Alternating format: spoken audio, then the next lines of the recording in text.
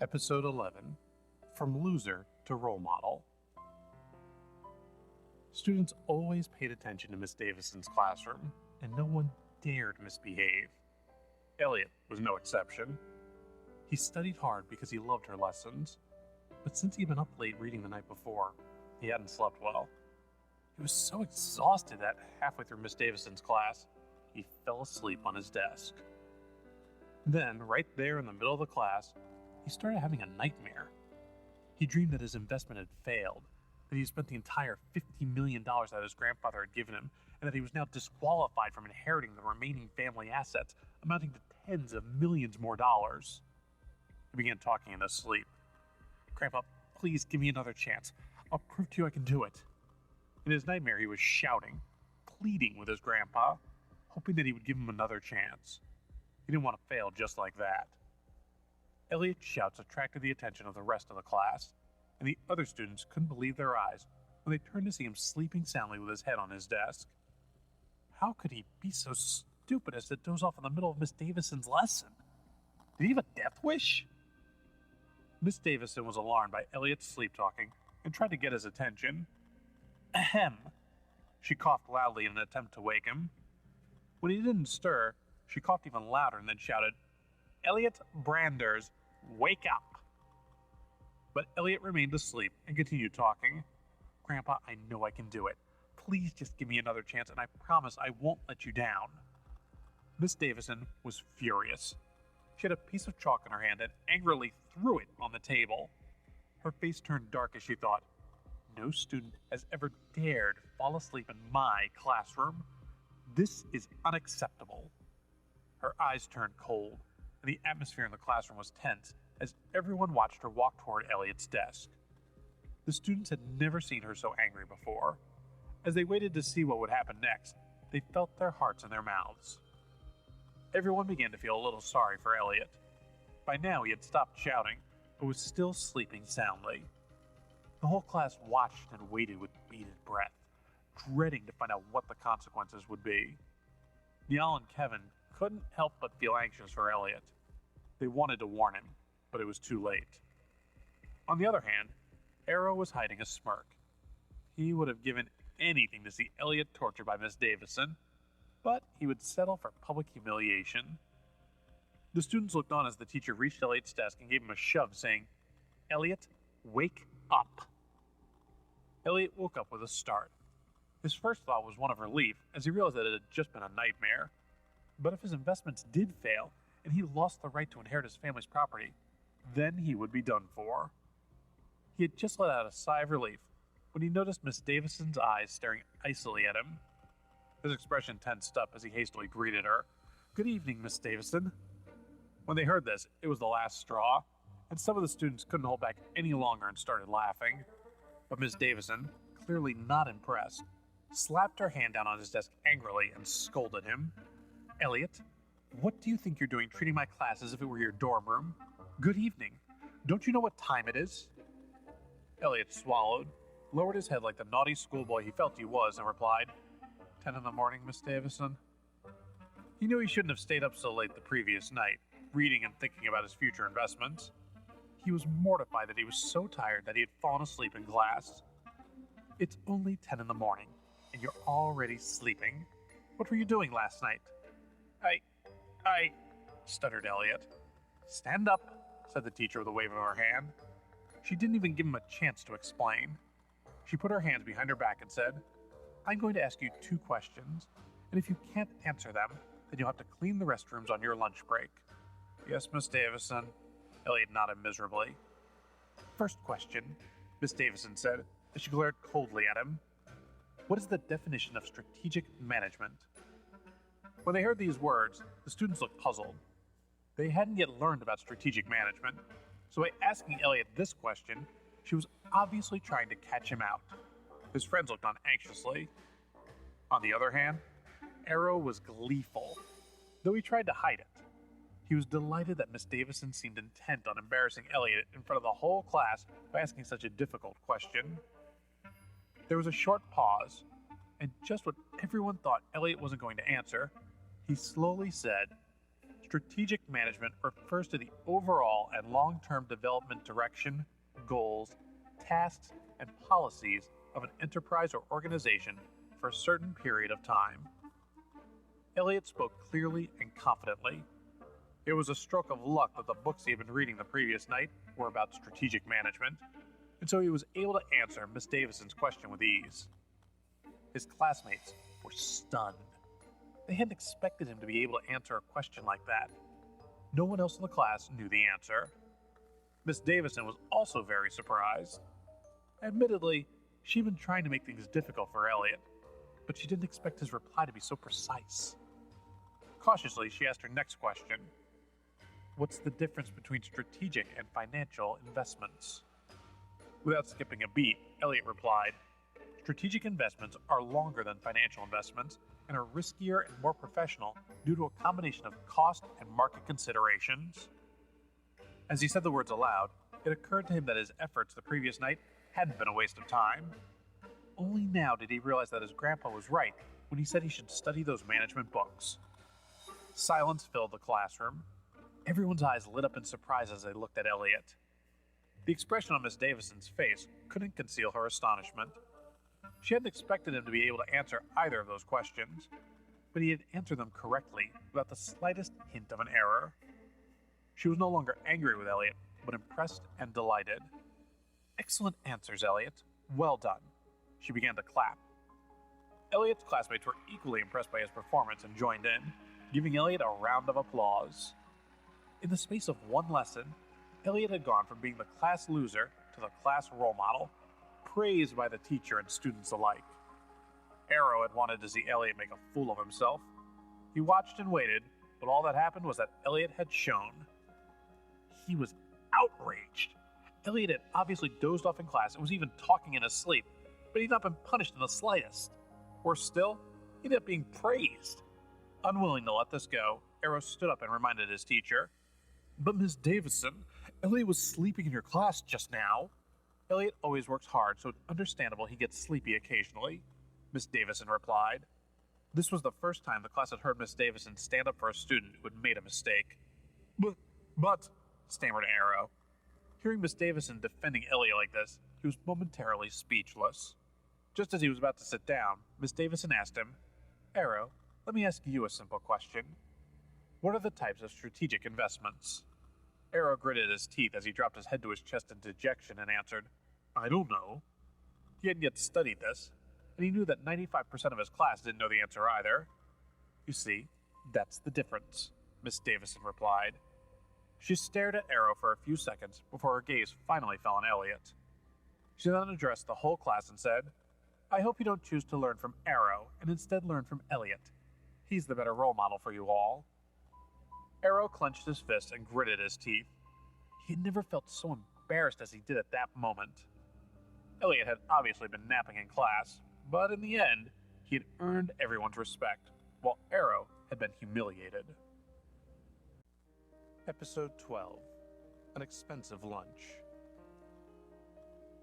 Just because Elliot had answered 2 advanced questions correctly, he had suddenly become a role model for the class and was congratulated by Miss Davison. Elliot had not taken it too seriously.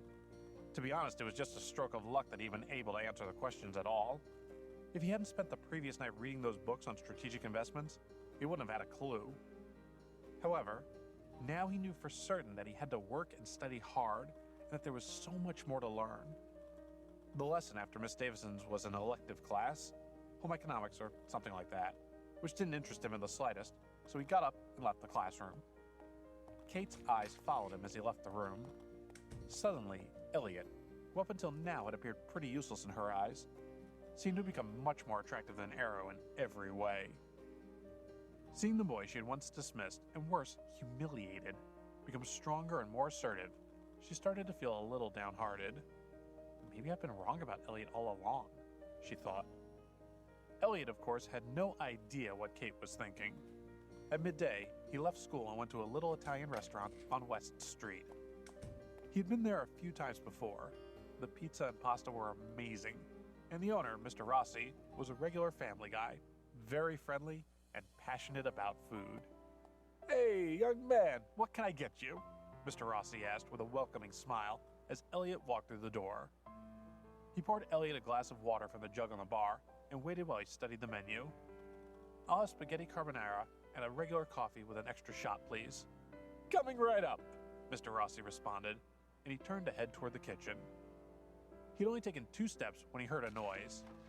He turned around to see a gang of thugs burst through the door of the restaurant.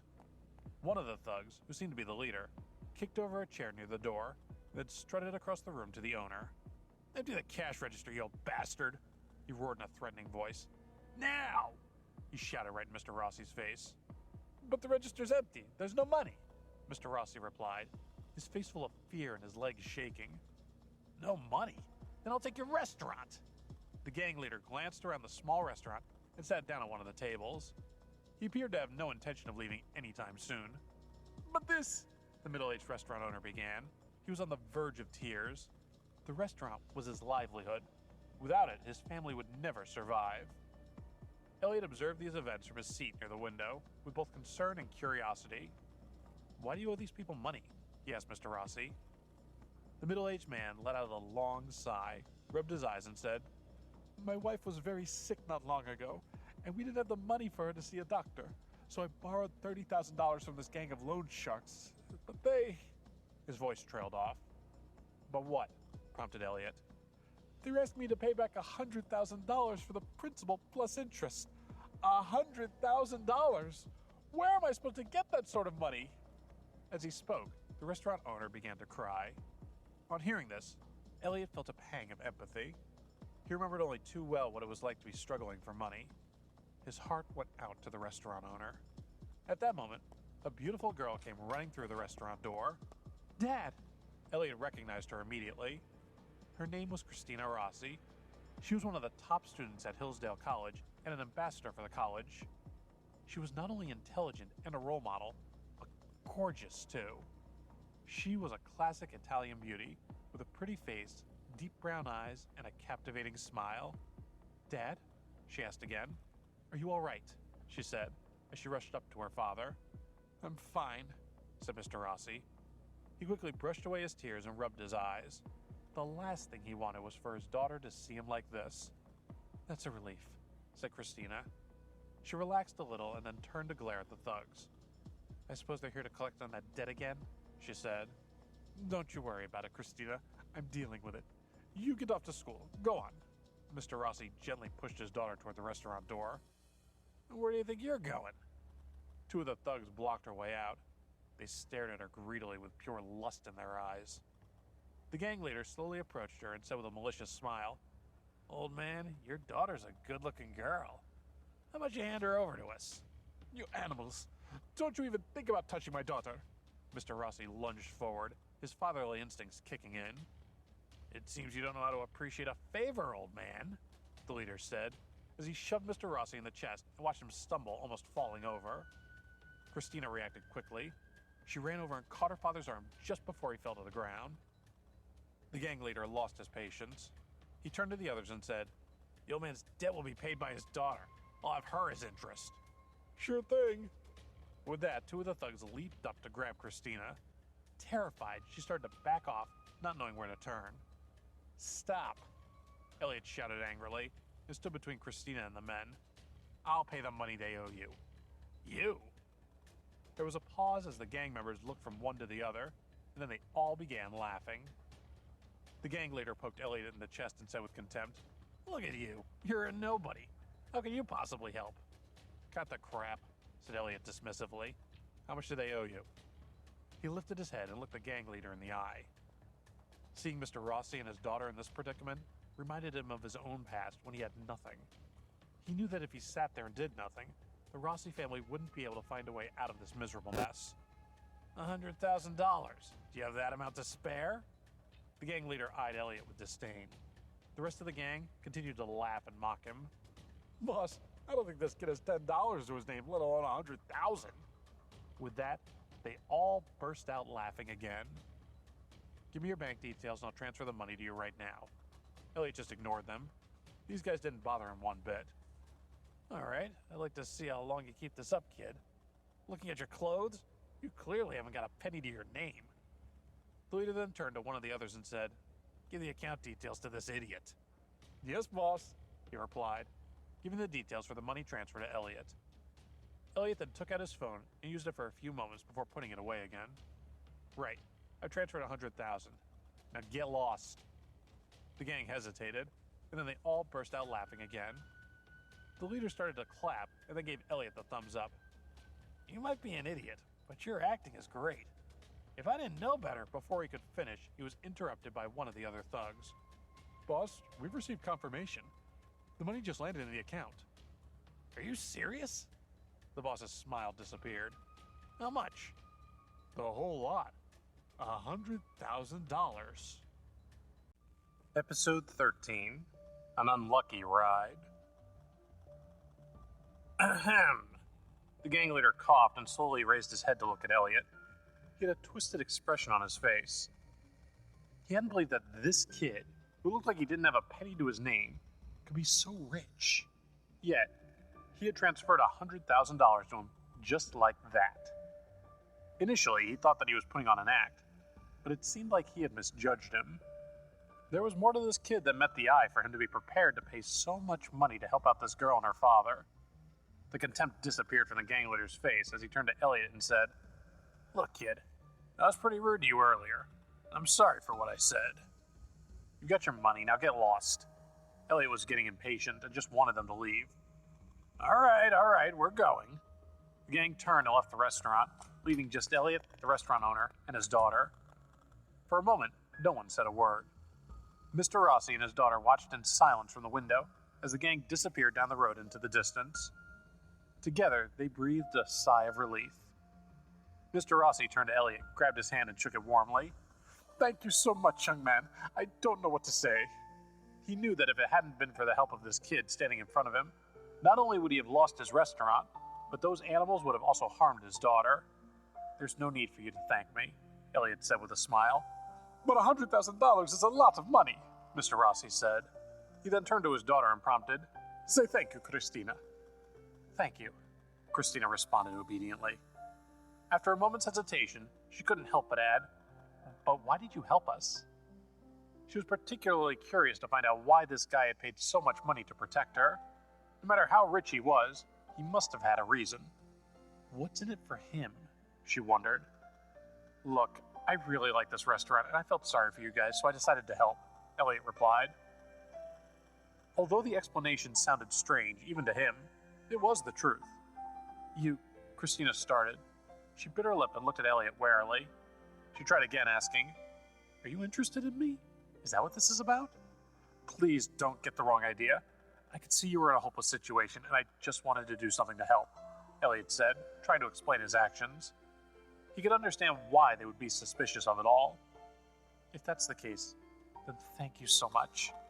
Christina gave Elliot a grateful and heartfelt smile. "And I still don't know your name," she laughed. "Elliot."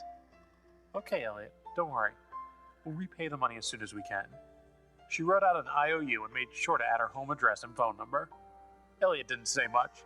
He accepted the note, smiled, and said, "Not to worry. You can pay me back when you can. Now, what about my food?" Yes, I'll do it now." Before he headed off toward the kitchen, Mr. Rossi said, "But as a token of our gratitude, you'll be our guest and we'll eat together." Lunch was soon ready, and Elliot sat down to eat with Mr. Rossi and Christina. They chatted and got to know each other a little. By the time lunch was over, Christina felt as if she would like to get to know Elliot even better. He had made a very good impression on her. After lunch, Elliot booked a taxi back to his villa. The taxi arrived and Elliot climbed into the rear passenger seat. The driver kept stealing glances at his passenger in the rearview mirror. He was puzzled that this young kid was headed to Royal Garden Villas. Royal Garden Villas was a well-known district for the rich and powerful. Ordinary people like the kid in the back of his taxi couldn't afford to live there.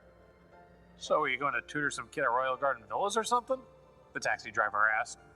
He rarely went there himself because most residents had private cars or drivers, so very few needed taxis. "No, I live there," replied Elliot. He looked at the driver and saw a kind but slightly skeptical look on his face. Elliot knew what was coming next. "You live there?" the taxi driver asked.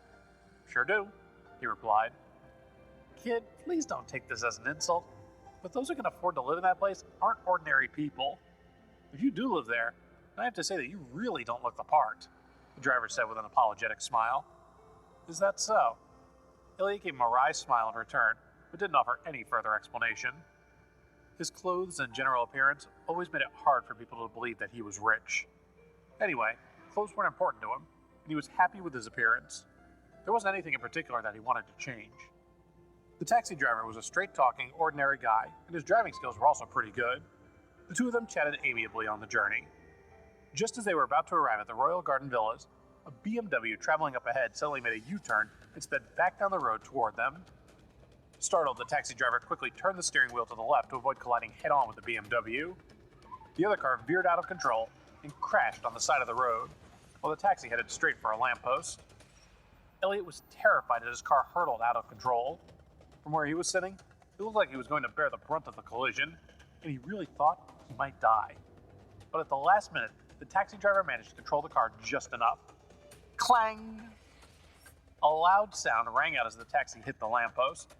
However, it wasn't the back passenger side that hit the lamppost, but the front part of the taxi, where the driver was sitting. The impact had not been too severe, but the driver's head had hit the steering wheel, and blood slowly trickled from a wound on his forehead. Hey, kid, are you okay? The taxi driver was injured, yet he was still worried about Elliot's safety. I'm fine. Elliot was touched by the driver's concern, and it was lucky he had turned in time. Otherwise, it would have been Elliot who had been injured. That's good, said the driver, before promptly passing out, hitting his head on the steering wheel again. Sir? Sir! Elliot shouted twice, trying to wake the driver. Seeing that he wasn't responding, Elliot took out his phone and called the emergency services. The ambulance arrived within minutes and took the taxi driver and the injured people in the BMW to the emergency room at Hillsdale Hospital. Elliot made his own way to the hospital, which wasn't far. The taxi driver had gotten injured trying to protect him, his passenger, so he couldn't just walk away. He had shown excellent driving skills and did all he could to ensure Elliot's safety. That kind of selfless behavior was a rarity these days. At the emergency room, the driver was taken away for treatment, while a doctor checked Elliot over to make sure he was not hurt.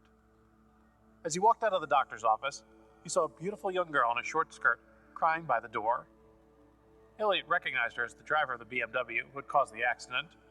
By the look of her, she was still in shock. That's the person who nearly killed me, thought Elliot. I should give her a piece of my mind.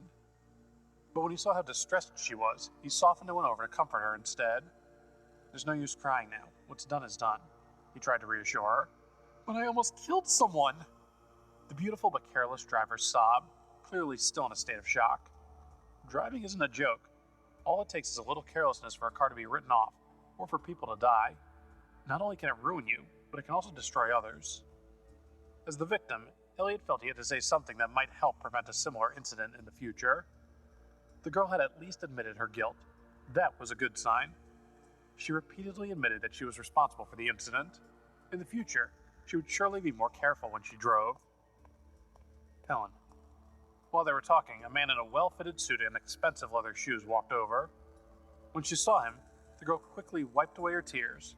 At the same time, she straightened her dress, as if she didn't want this guy to see her untidy appearance. The man quickly walked over and asked with concern, Helen, I heard you were in a car accident. Are you all right? I'm fine, Helen replied. There was a hint of disdain in her eyes when she looked at him. The man was Adam Lucas. He chased after her everywhere, driving her mad. That's a relief. I'm so glad you're okay. Adam then raised his head and turned to look at Elliot. His look changed in an instant, and he said aggressively, So you caused Helen to crash her car, you idiot. How the hell did that happen? Episode 14. Never underestimate me. No. Without waiting for Elliot's reply, Helen quickly explained, I made a mistake and crashed into them. This is all my fault, Adam. Ugh. His expression froze. Then he turned to Elliot and said, No matter whose fault it is, if Helen is upset about it, then I blame you. Apologize. Any chance he had, Adam was determined to try and impress Helen. Apologize? Elliot questioned. Why should I apologize? What a joke. I'm the victim here and I'm actually being asked to apologize, he thought in disbelief. Look, if I tell you to apologize, you'll apologize. Adam pulled himself up to full height and faced Elliot head on.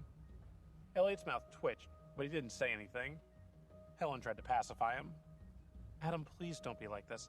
I told you this was my fault. Helen, don't worry about it. I'll get this idiot to apologize. He stood in front of Helen, pointed his finger at Elliot, and said again, Come on, apologize. Elliot lost his patience. Without thinking, he lifted his arm and slapped Adam across the face. He'd never met such a rude and unreasonable person. Honestly, he wanted to beat the crap out of him. Adam flew into a rage. You brat! How dare you hit me! He pounced toward Elliot like a mad dog. Elliot used his shoulder to shove Adam and, at the same time, brought up his leg and kneed him in the groin. Adam groaned in pain. Despite his thin and wiry body, Elliot was no weakling when it came to fighting. After all, he had grown up with the rough kids on the streets. He knew how to take care of himself. On the other hand, Adam had been pampered all his life. He wasn't a match for Elliot, so he was an easy target, and he was furious. You bastard! I'm not done with you! Adam wasn't willing to lose face in front of his sweetheart. He wildly took a swing at Elliot. Enough! Yelled Helen. She'd been standing by watching what was unfolding and couldn't stand it any longer. She scolded Adam. You're going too far. He stuttered. Seeing the look of disgust in her eyes, Adam had no choice but to stop.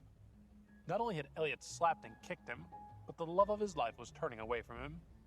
How many times do I have to tell you that the accident was my fault? What is it that you're not getting? Helen was fuming. Adam didn't say anything. He just glared at Elliot with hatred and resentment.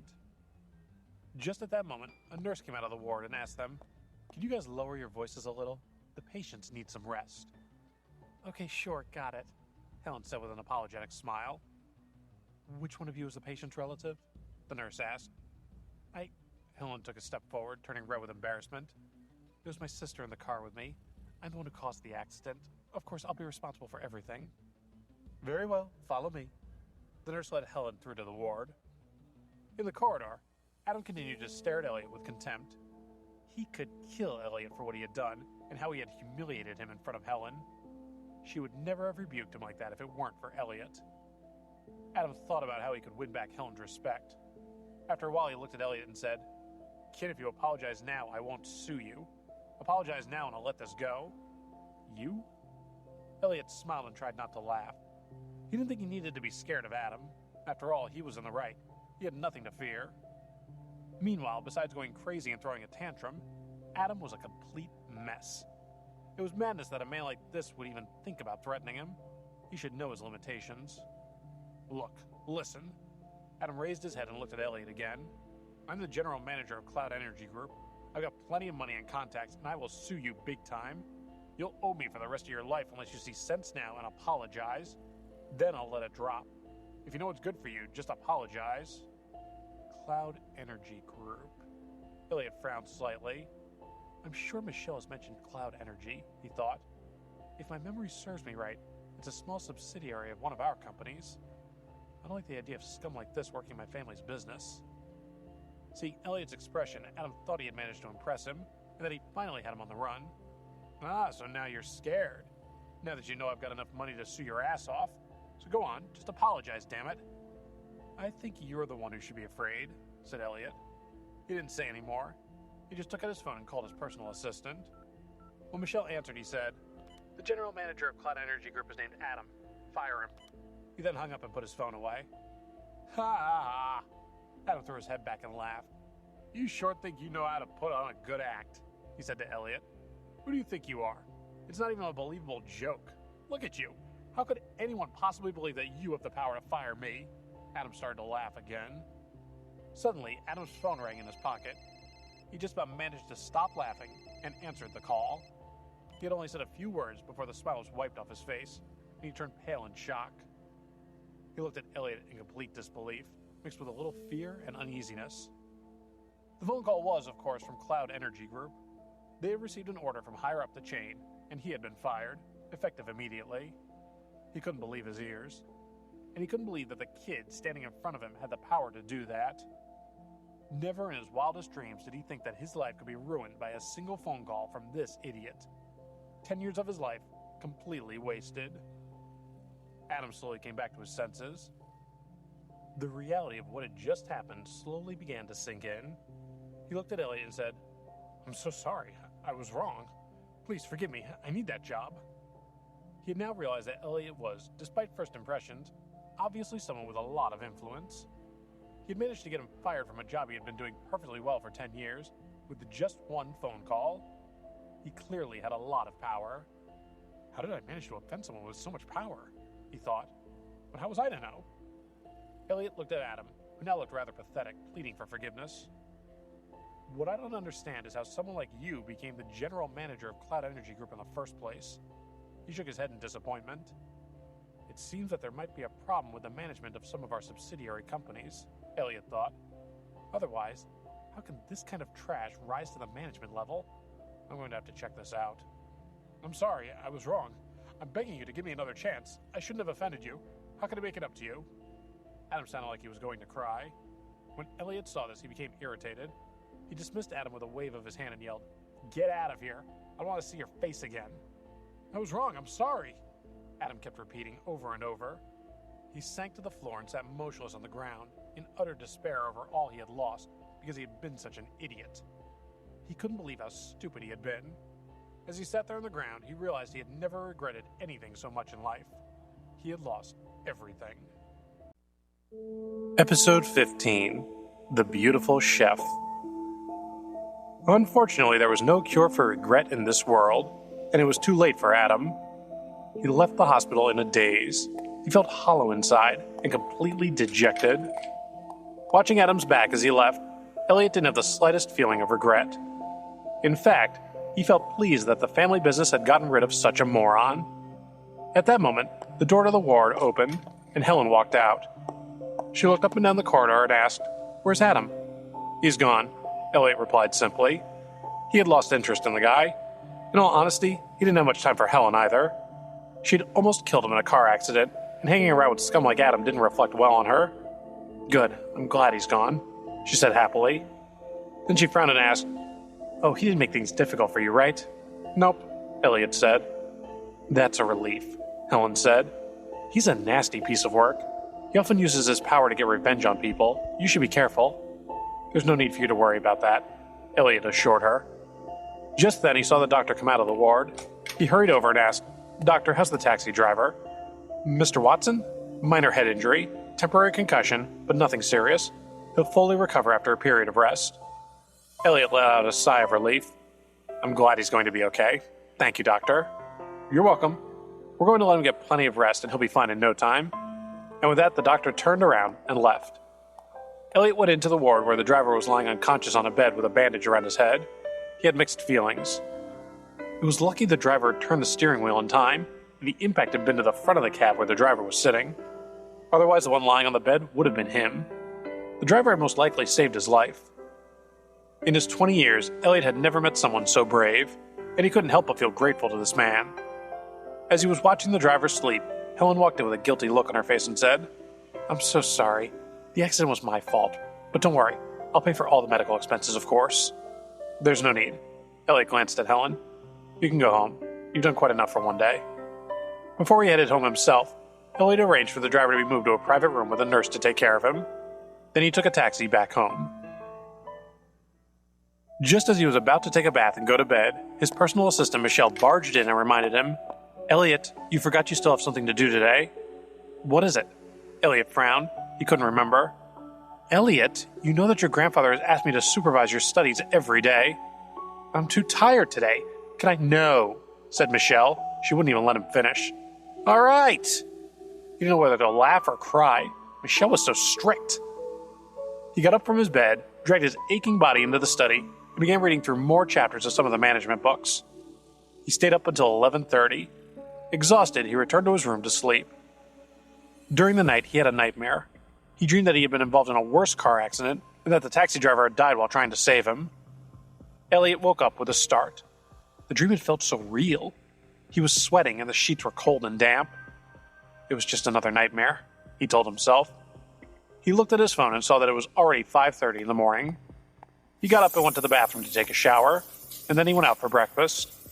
After breakfast, he took a taxi to the hospital to visit the taxi driver. He made his way to the private room, and when he opened the door, he was surprised to see the driver was already awake. He was even more surprised to see Helen there, and the two of them chatting and laughing away. "Why are you here again?" he demanded as he walked into the room. Helen tucked her hair behind her ears and explained with a smile, "I just came to visit Mr. Watson and apologize to him. You're not welcome here. Come on, let's go."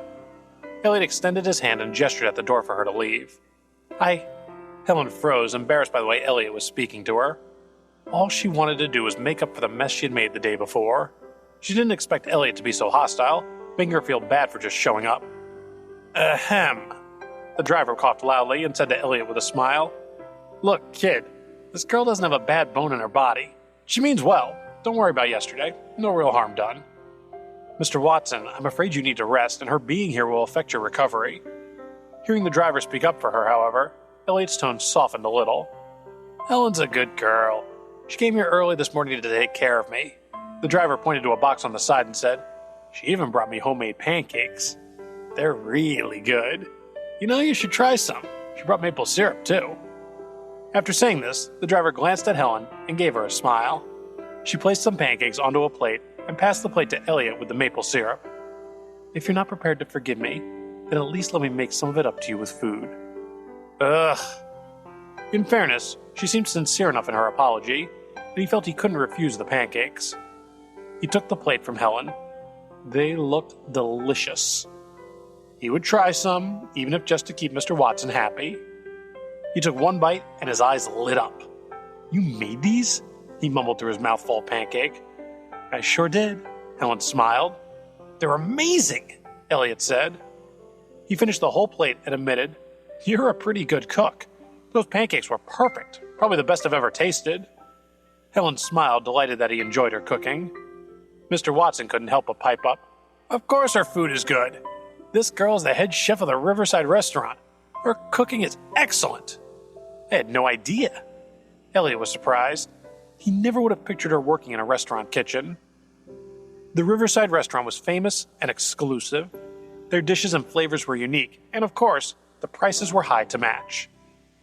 Helen felt a little embarrassed with all the attention.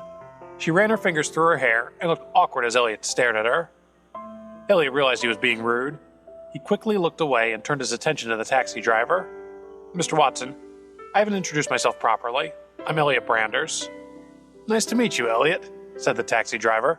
"And call me Arthur. All my friends do." Arthur chuckled and his face creased with wrinkles.